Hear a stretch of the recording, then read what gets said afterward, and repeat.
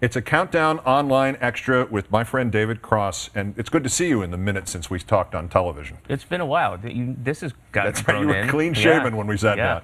But I promised on the air we would talk about the Arrested Development movie and talk about things that beards growing during the time things have been talked about and done. Yes. You're all now going to play your characters' fathers in the Arrested Development movie. Well, I mean, that's what I would always say to people. When did that go off the air? In 2006? No, earlier than that. 5? 4 or 5. Yeah.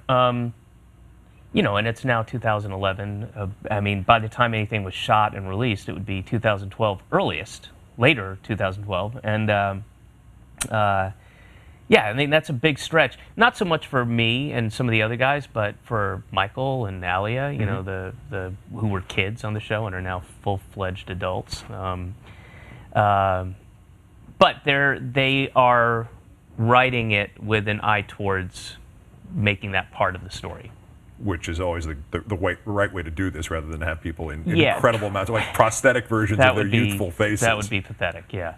On the other hand, most of you, as you just alluded to, most of you look pretty much the same as 6-7 years ago, with minor alterations. You can get away with a shorter when you're compressed adults, time. Certainly. I mean, but even Michael Cera doesn't look that much older. I'm sure to his annoyance. He does. He really does. He's taller. I mean, he's castrato, so that's good. That's helpful.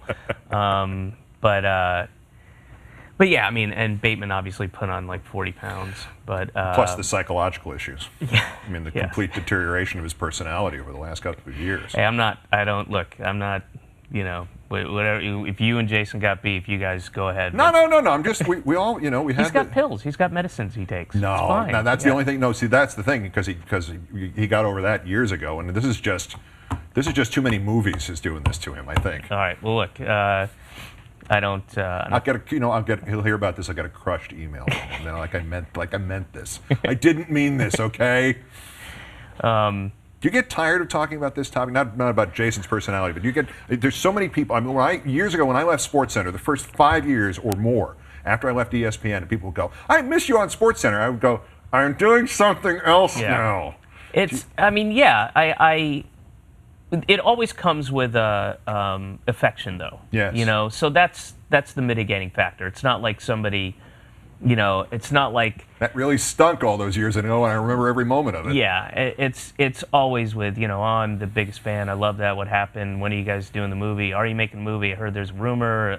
Is there any truth to the rumor? And of course, it gets you know, mildly irritating to say the same thing over and over again, which is, I don't know, we'll see it if it happens. And there were a few years where I just said, it's not going to happen. I don't think it's going to happen. Because people were just trying to will it to be, you know, and that's just not the way things work, you know. So, but I feel more confident now, as of really, as of the last month, that I feel more confident that there potentially could be. See, I know what it is. I know what Mitch is trying to do, and I know the idea, and it's genius, and it's the exact perfect way to address it. But I haven't talked to Mitch in a year, and I mean that's part of it. Like, I don't know. I'm hearing through Jason and Will. And so on top of everything else, you got a mad scientist to deal with, essentially, in charge of the whole project. And we say that with the greatest possible affection. Absolutely, yes. Did I ever tell you, and this is sort of apropos of this, I don't want to sort of equate what I did with what that you did. That you loved me? No, not that. Besides that. All right. Did I ever tell you my Lizzie Montgomery story about that really deals with if you had a success fairly early in your career that really was just so good that people didn't just remember it but loved it? And I didn't see the meaning of this till many years later. It was literally the week I went to ESPN. She was still living in Los Angeles at the time, and she was a sports fan. And so she'd watch me on the local news. We wound up sitting next to each other on a plane in New York. Who's Lizzie Montgomery? Elizabeth Montgomery from Bewitched. Oh, okay. And 1,000 other things, but principally from Bewitched. Well, I don't know her as Lizzie Montgomery. Well, all right. I'm sorry. That's the way she liked. She was a very informal person. The least. Her daughter. Yeah. Is this where you're going? About her daughter? No, it has to just do with her and what. Because her daughter worked on Arrested Development. Yes, perfect. Okay. All right, so Did I ruin a punch? No, Okay, no. that's why I asked. So, Sorry. so we're sitting there together and just sort of talking as two sports fans, and I'm a big fan of hers, she's a big fan of the usual stuff. And we were delayed getting out of JFK by about half an hour due to weather, and every man on the plane came over and said a variation of this. Pardon me, Miss Montgomery, I hate to interrupt you, but could you do that little nose twitch thing you used to do on Bewitched? And every one of them should go, of course, and smile sweetly and do this, so the twitch again. And after 10 or 15 or 20 or 30 of them, and she's done this, you know, and people stand in the aisle and just go lean right over you. Yeah, Miss Montgomery, you get out of my way, I'm talking to Miss Montgomery. Miss Montgomery. I said to her, it's really wonderful of you to be doing that with every person on this plane, but I swear, I'm sorry, the next one that comes over, I'm going to kill him with my bare hands. I can't take this anymore. And the only time, for the length of time I would know her, the only time she was ever serious, dead serious, she said, you don't understand. That means one of two things. Either they're remembering something that I did 20, 25 years ago, which is the highest compliment that an artist can be paid by his audience, or her audience. She said, in your field or in mine. It's either that, and they're remembering it, which is what we're supposed to be doing. We're supposed to be touching them in some way, even as trivial as the nose thing. Or it means they saw it on cable last night, and I'm going to get another check next week. and that was sort of, I sat there in the back of my head for all those years, and it wasn't until like 5 years after I left ESPN that I stopped going, I'm doing something else now, and started saying, thank you for remembering. And everybody gets a hoot out of that. But I was never, the equivalent I would have to the question that you get asked or about the movie would be, people would say, you're going to go back to Sports Center now? Right. Like, no, I'm not, but thank you for remembering. But you, that is not exactly the same because you are on quite a different path than you were on Sports Center, whereas as an actor, Arrested Development was a show that had a finite life to it, and then you move on to these other shows. If I'm going to be remembered for something, Arrested Development is certainly a good thing to be remembered for. We just coincidentally played the tape. What do you know? Yeah, there he is. That was awful doing that. I can only imagine. Getting all that crap on you. It's awful. You know what we found out? So we did the... it was toxic? No, but the Blue Man stuff, we just, Mitch wrote it.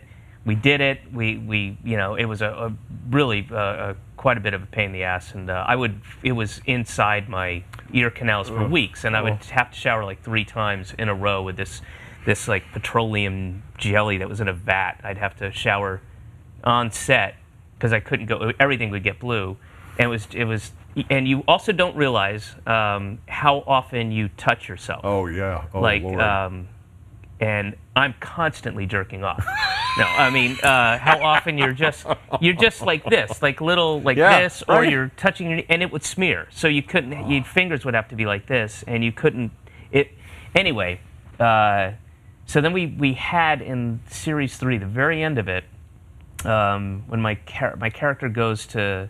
I can't remember what the episode was or the story, but the real Blue Men of the Blue Men group were on the show, and they said, no, you don't have to paint yourself, because it was Jeffrey. That was it. Jeffrey was going to be in the Blue Men group. Right. And they're like, no, all you do, we wear this latex thing. Right. Are you kidding? We wouldn't do that. Are you And none of crazy? us knew it, and they just literally just put this part of their face as blue, and everything else is this seamless. They put it on this latex thing, and they just take the latex off, and you. So they're a little sweaty wearing the latex, and you have to have 3 consecutive showers with literally 3 showers that thinner. evening. One to just so I can get in my car and go home, then another one, and then another one in the morning because you'd still have it on your pillow and everything. What did they do? I mean, it sounds almost as barbaric as they did something to Jimmy Stewart in Mr. Smith Goes to Washington, where the scene where he's doing the filibuster, and his voice is like this. Oh, right. They gave him dry ice to put in his mouth. At least he claimed that. I don't know how it didn't kill him, but apparently it came this close to having long-term vocal cord damage. Wow. So Hollywood will do anything to you, correct? As Yeah. long as they get the performance out of you. Leave the dead body over there. It's a good take. Usually you find that with children, but not like seasoned, veteran, awarded, skilled actors like Jimmy Stewart, especially at that time in his career. But That's relative. It's 1939. It's relatively early. He was only a star for a couple of years. True, sure, I'll true. do whatever you need, Mr. Producer. Yeah. I'm sorry, that was a very bad accent. That wasn't that good. But I'm not here to You guys want to jump in? What are you here for? Because we asked you to, right? And you Yeah. said, sure, we'll come in and see how the I'm new, a, I'm how a, the new I'm a show's friend doing. of the show's. Yes, I'm a friend of absolutely. Keith Olbermann's. And a long-standing one and a good one. Have you?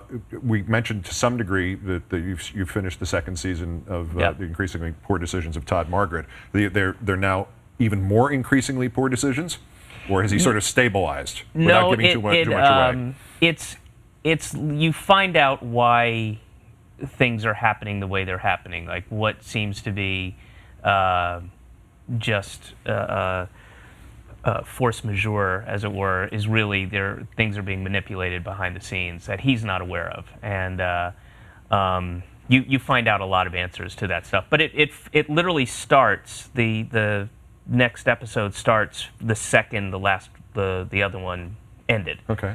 And the story's all told. It was always just meant to be, 2 series, and it starts with him in the dock and with this huge list of crimes being read against him, and the entire world hates him. And then, the first episode, 14 days earlier, 13, 12, 11, and now this will take you up to the trial and just slightly beyond it. And when are you going to make the movie? I'm sorry, I just thought I'd get you ready for it. 2028. Excellent. The idea of this project, and you hinted about this on the air too, and you just referenced this, that there's some brain work is required on the part of the audience.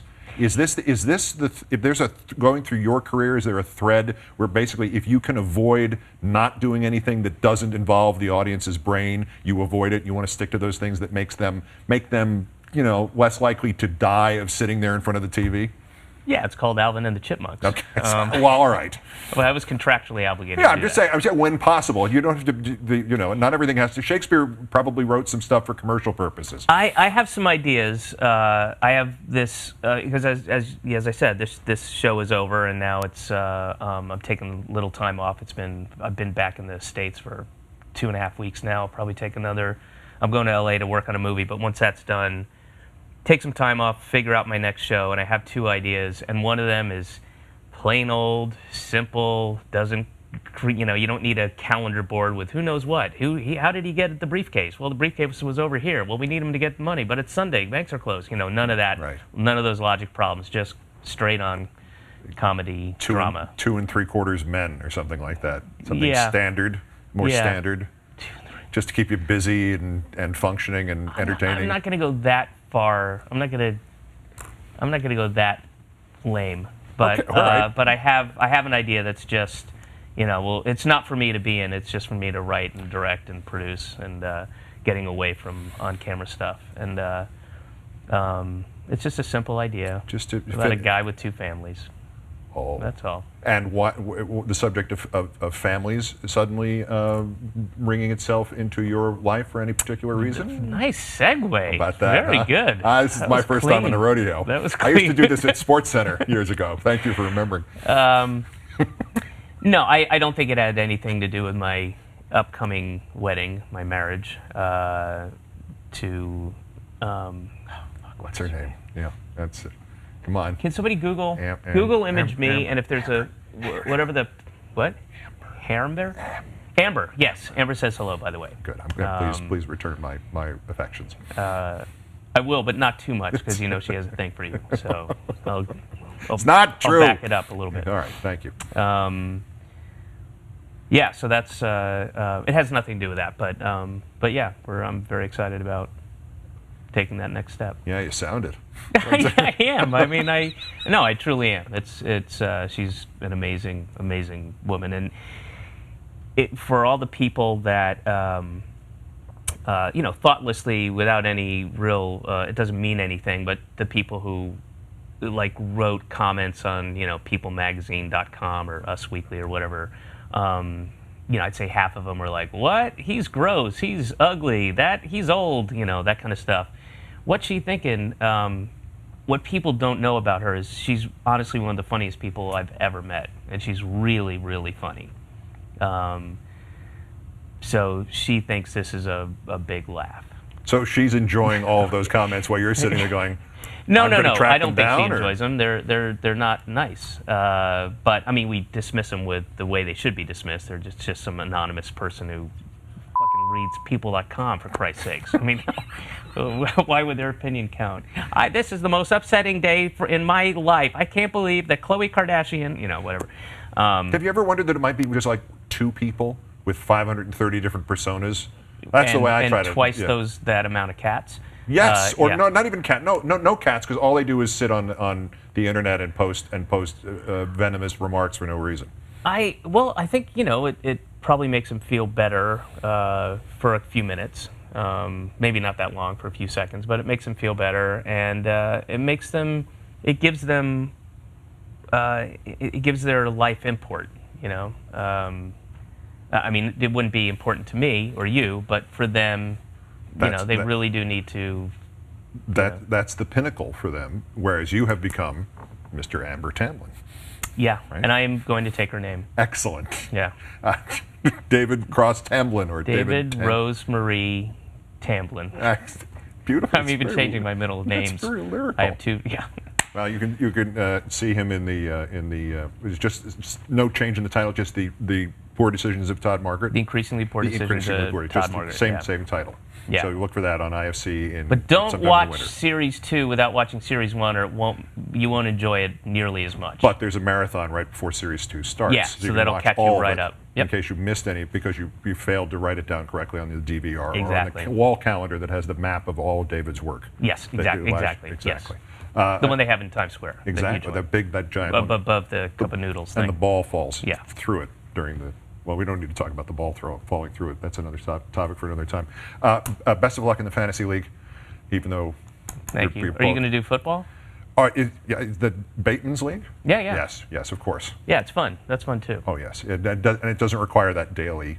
No, it's really. And you and I are the obsessives about this in the baseball league. I think we attempt to be the most informed, and thus our failures are even more painful. Well, I certainly see your name up there constantly. Oberman dropped, blah blah, added, blah blah, dropped. I've gotten rid of 120 players this year. Yeah, in a you have made 25-man team. Amazing amount of changes. Most of them by mistake. Most of them, or they turned out to be mistakes. By mistake. Oh, okay. Yes, they were my mistake, not by. I wish I could say that. No, it was the computer did that again. Yeah.